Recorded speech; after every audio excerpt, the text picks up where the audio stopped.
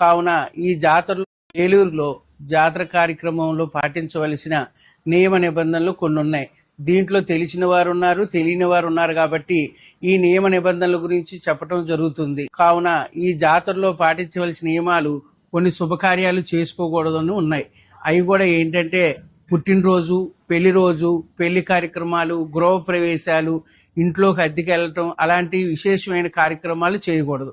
అలాగే కొన్ని చెడు కార్యక్రమాలకు వెళ్ళేటప్పుడు కూడా దాంట్లో కూడా కొన్ని నియమ నిబంధనలు పాటించవలసినవి కూడా దానికి ఒక పెద్ద మహోత్సవంగా చేయకోకుండా తాత్కాలికంగా చేసుకొని ఆ కష్టంలో ఉన్న వారికి కూడా మనం వెళ్ళి కనపడి వచ్చేయటమే తప్ప వాళ్ళకి కూడా పలకరింపులు, స్వీట్ కార్యక్రమాలు అలాంటివి కూడా చేయకూడదు.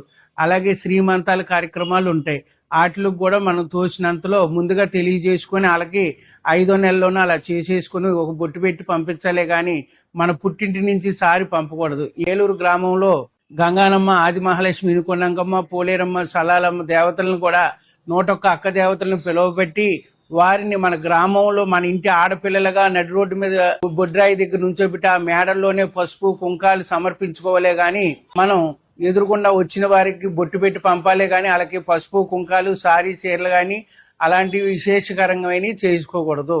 ఏలూరులో జాతర కార్యక్రమంలో పాటించవలసిన